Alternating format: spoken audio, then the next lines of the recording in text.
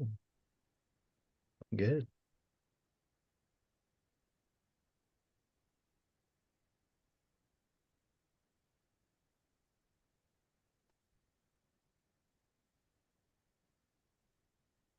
Ladies and gentlemen, tonight's racing show is sponsored by RiverviewFamily.com, Auto Sales, and DirtTrackRaceCars.com. So tonight on the Josh Lone Full Throttle Racing Show, #1 on YouTube, we have with us Chad Couch. Welcome to the show, Chad.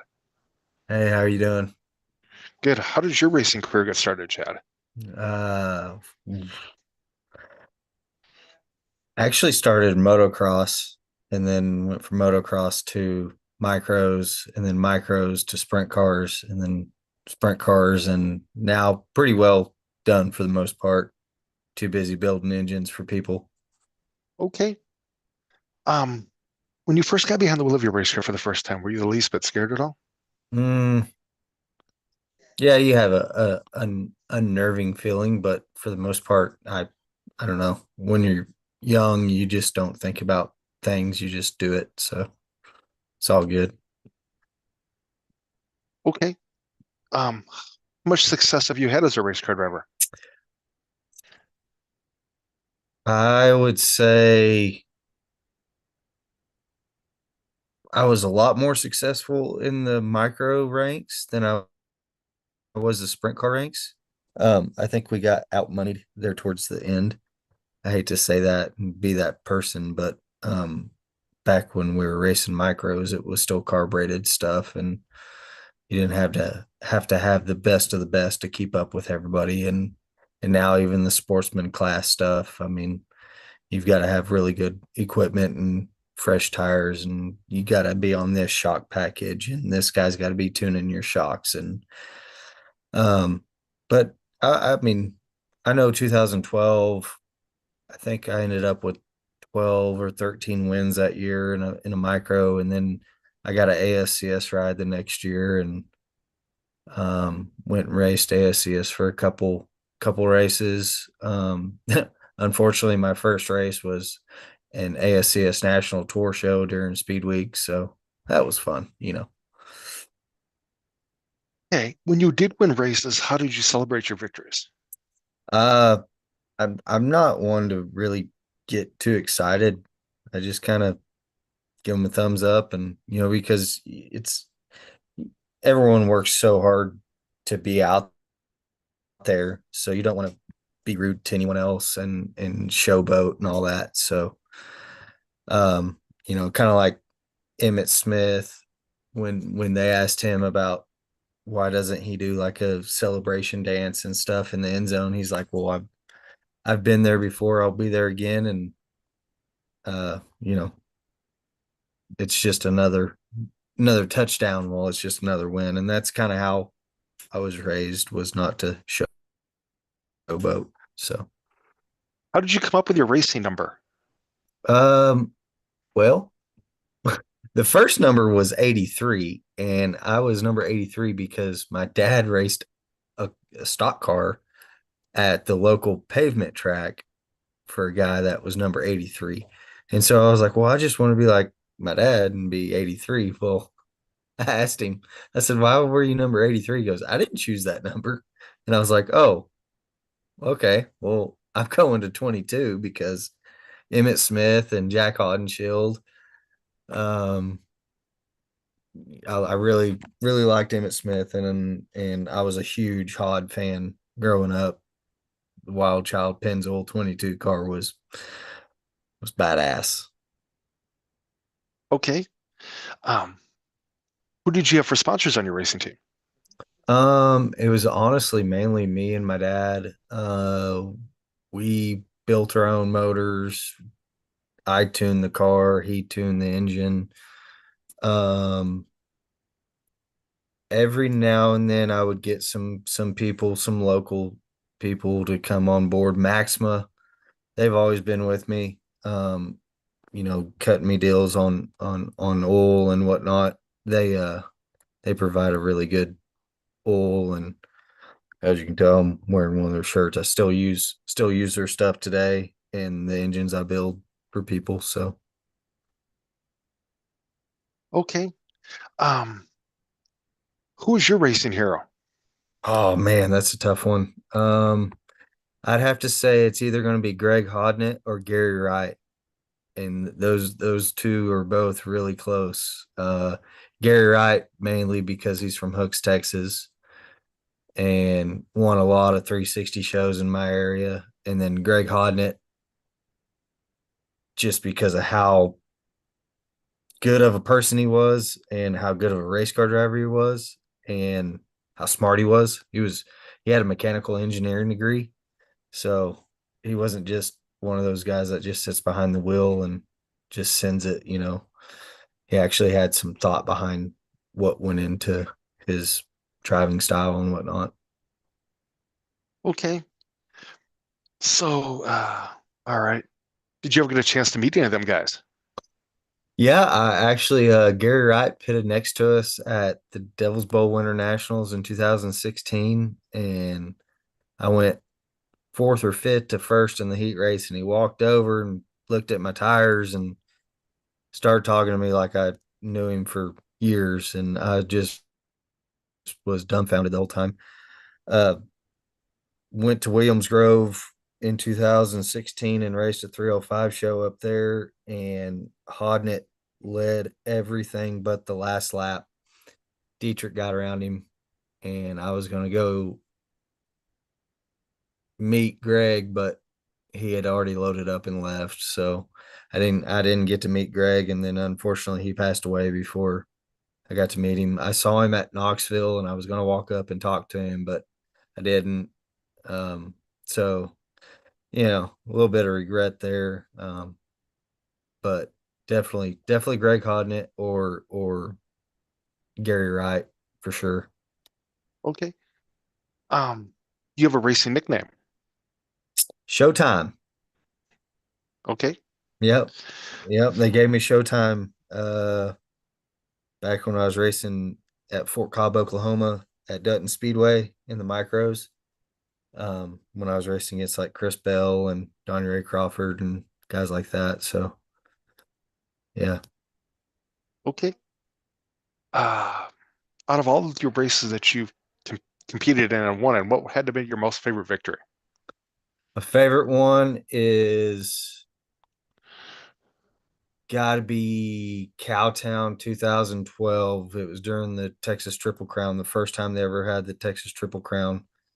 It was a micro race.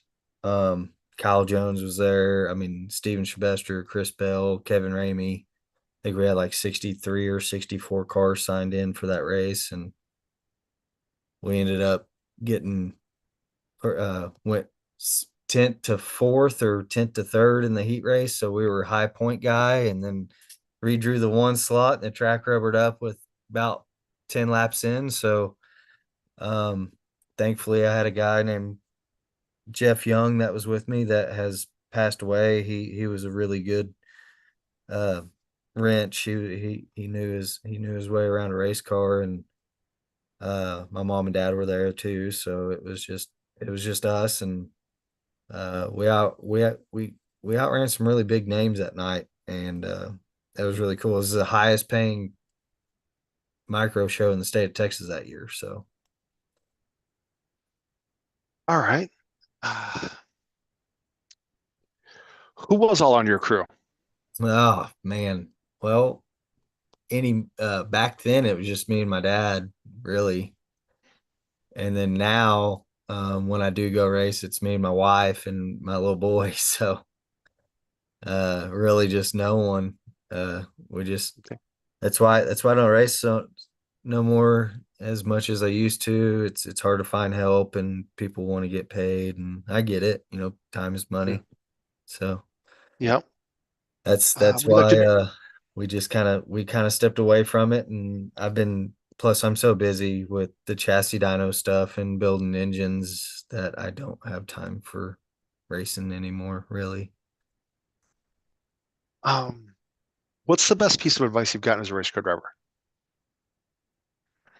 I got that the night I won at Cowtown, Jeff Young looked at me and said, "The car's not going to be perfect. You're going to have to do some of this driving shit." And I Mm. always remember that. It's like the car's not always going to be perfect. You got to step in as a race car driver and figure it out. So Okay. yeah, What kind of advice? that was probably the best advice I got.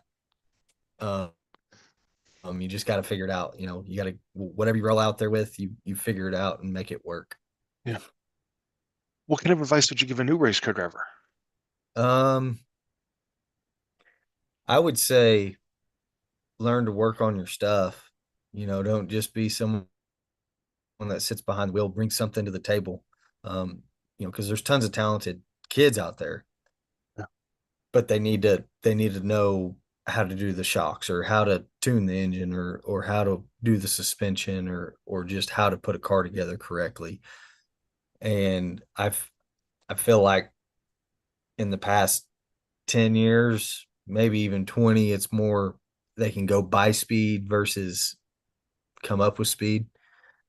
Whereas, back in the olden days, it was guys were figuring stuff out. And then we got the internet, and now people have access to information and they can just log on, buy the best shocks, buy the best engine, and just hope for the best. Yeah. Uh, it's kind of taken the luster from racing away, Yeah. I Yeah. think, Yeah. myself.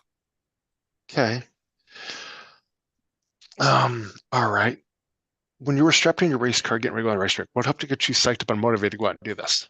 Uh, I don't like to lose. Pretty competitive. Uh, I don't know. I just be strapped in and it's funny because like a couple years ago, I was racing Eagle um up in Nebraska on a weekly show, and I'd get more nervous during a heat race than I would the A feature because it was so stacked and so hard to get into the A main. And you didn't want to be buried in a B because there was a lot of talent in the B. That place was just crawling with talent, and there was a lot of fast guys. And um, so yeah, I would say like when I'm strapped in, thinking about like what makes me want to do this, just competitiveness. I want to beat that guy next to me. You know. Okay. Um, all right. So, who are some of your friends at the racetrack? Ooh, I don't know.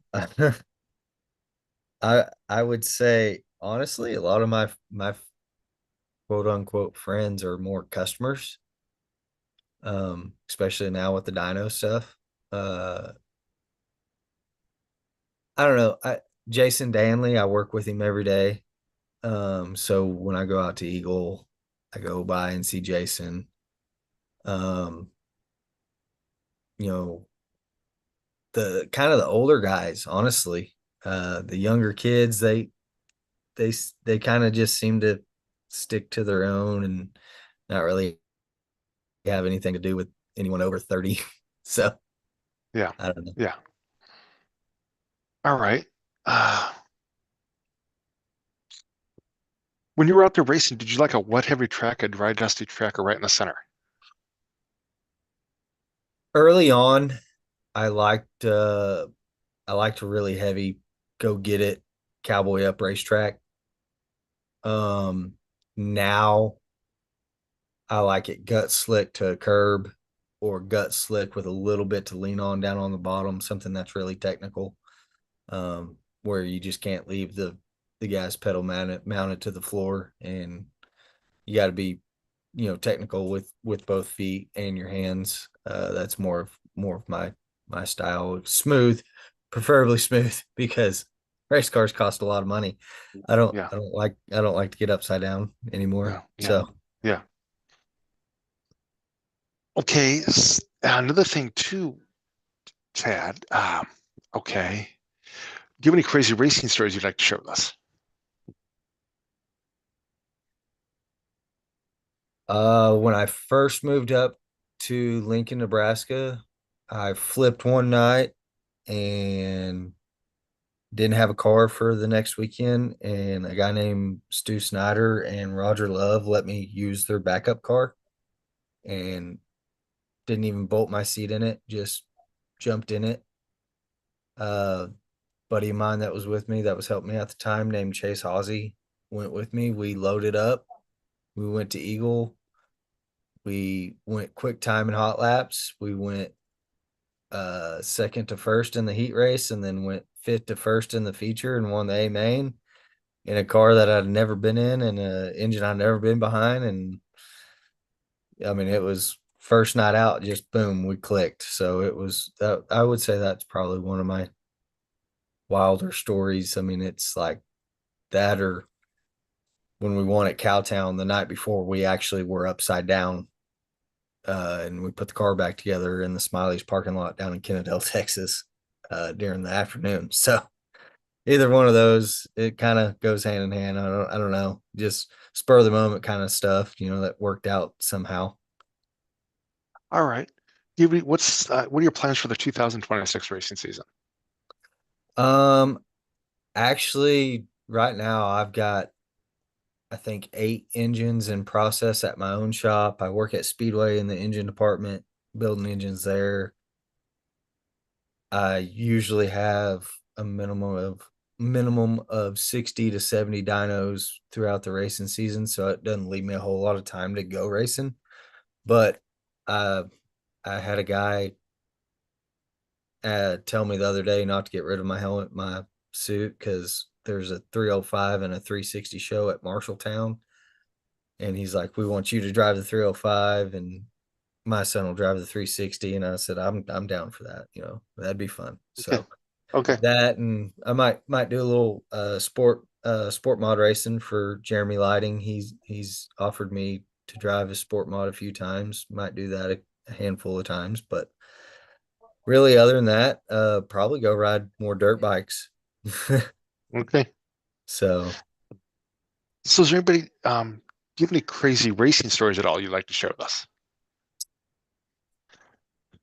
not really. My racing stories are pretty, I don't know, low key. I never was really flashy. I don't know. I just showed up to the track and usually try to run inside the top 10 and get out of there without tearing too much up, low budget Yeah. stuff. And um, there's one night we raced at Meeker, Oklahoma. They decided to throw a different format at us, and somehow I ended up at the front of a B main. I don't know how you run third and you end up in a B main, even though I went pit to third, but whatever. And so we won the B main, and then that put me starting like 17th, and I drove from 17th to fourth that night. That was one of them nights that you remember, like, that was fun. That was a lot of fun to drive a race car that night. Our car was really good. It was good on the bottom, it was good on top, it was good through the center, and we were fast. We were fast that night. Okay. Um, is there anybody you'd like to thank you for helping you get this far with your racing career? Yeah, definitely. I got to thank my mom and dad for sure. I mean, they stood behind me for a long time, and I got to thank my wife and my kid for always letting me go do this stuff whenever I get the opportunity to. Um, thank Speedway Racing Engines for letting me use the machine shop so I can build my own motor out of there. But yeah, in the Precision Race Products chassis dyno, that's where I do all my dyno stuff at. And I take my car on there and dyno it up whenever I get ready to go racing. That way I'm on Yeah. full kill, ready to go. Yeah. Okay. So, at this portion of the racing show, I'd like to turn the mic over to my guest. If you have a couple questions you'd like to ask me, you can ask me a couple questions.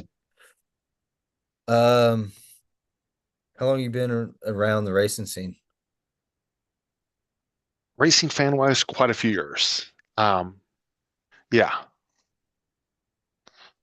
Right on. Where at? Like, what's your favorite track? Jackson Motorplex, Fairmont Raceway, Spencer, Iowa, stuff like that, Algona. Yeah, yeah, yeah. Yeah. Yeah. Have you been to Marshalltown? Nope, I can honestly say I have not. I've hear really good things about it. I'm kind of excited to possibly go race there this year.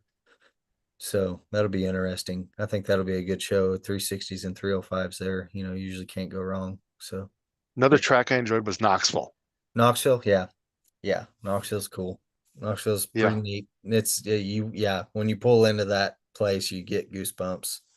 yeah, All the history yeah, there, so it's pretty yeah, neat. I will say that's how I felt whenever I walked into Williams Grove in Pennsylvania. I just was like in awe. I was like, "Holy yeah, crap, dude, this is yeah. insane." Yep. But other than that, do you have a racing page racing fans can follow you on? I believe it's Chad Cook Motorsports on Facebook and Instagram, but Precision Race Products Chassis Dyno on Facebook. I'm usually posting on there. We get all kind, I do a bunch of 410s, 360s, Yeah, 305s. I think I counted this year at the 305 Nationals at Eagle. Out of the 110 cars that were there, I think we dynoed 82 of them. So I was okay. running around with it, you know, just trying to make sure all my And, customers were taken care of. It's a yeah. absolute shit show during nationals for me. So Okay. Okay. But ladies and gentlemen, if you'd like to get to know Chad better or talk to him about his race products, reach out to him on his social media platforms that he's mentioned. But Chad, I would like to thank you for being on our racing show tonight. Talk to us about your racing career and your racing products. I will have you step out and I will give you a call in a little bit to thank you. awesome. Sounds good. Thanks, man. Yep, thank you.